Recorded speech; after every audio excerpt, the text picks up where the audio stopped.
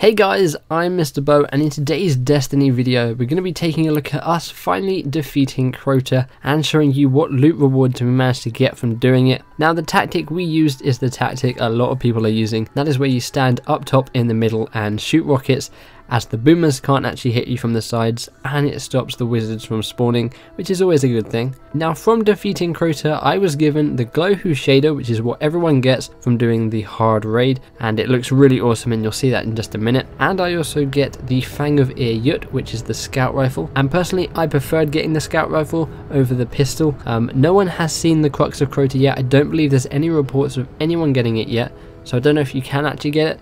But as soon as someone has it, or as soon as I have it, I'll be sure to do a video on it showing you guys the necrochasm. And then I finally also got 6 radiant energy, which is alright. It'll help me upgrade these weapons that I've got here, as the other weapon I managed to get was the Abyss Defiant, which is the auto rifle you can get from completing the bridge section of the raid. You can also get the Oversoul Edict, which is the pulse rifle, and you can do that by completing the first section where you're running away from the Thrall. Now we're going to take a quick look at the abilities that these weapons include. So to begin with, we have Spray and Play. Increase the reload speed of this weapon when its mag's empty. We then have Target Mark, which is going to be really useful, I think. Enemies hit by this weapon are briefly highlighted. Might be good for tagging the sword bearer down below just in case he walks over to the sides, or maybe when the ogres come in the raid. We then have High Caliber Rounds, Perfect Balance, and Field Scout. And then the main ability is Third Eye. The radar stays active whilst you are aiming down the weapon's sights, which is always useful to have on a weapon. And of course, all raid weapons have Hive Disruptor on,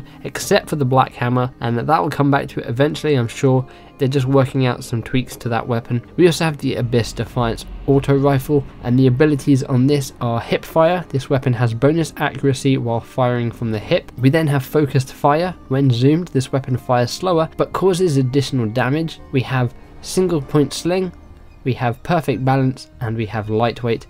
And then finally we have Lich Bane. Projectiles have a chance to disorient Hive wizards. That again is going to be really useful in the raid with the end bit of Crota if you're not doing the middle section, or maybe that gets patched somehow, or just when taking out the Death Singer, it's going to be really useful. And then this is the Glowhoo shader, and I'm using the Void Vang vestments because the shader looks a bit more vibrant with this chest piece on, and you'll see I put on the new raid chest piece and it doesn't glow as much, but it still looks really cool on both pieces, and it's a way to show off that you have finally managed to do the hard raid.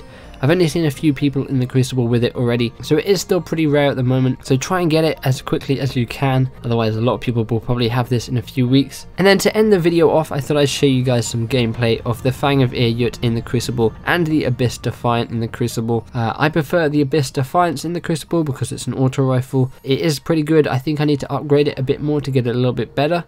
With the Fang I'm not that much of a fan of scout rifles in PvP, but this thing has a lot of power behind it, and if you are good, you're going to completely dominate with this. But if you're not a fan of scout rifles in Crucible like I am, this is definitely going to be useful in PvE for sure. It has a pretty high rate of fire and it's pretty powerful, so definitely take this into the raid next time you go into it. And that's going to wrap up this video for today. If you guys enjoyed, be sure to give the like button a big old hug and subscribe for more Destiny content and coverage. Let me know in the comments below if you've managed to complete the hard raid, and if you did, what were your rewards, and if you haven't yet, what do you want to get from it? What weapons, or do you want to get the ship or the sparrow? Let me know in the comments below. If you guys missed my video earlier in which I show you guys where Zer is in the tower this week, as well as what he is selling, then you can click the link on screen or in the description below.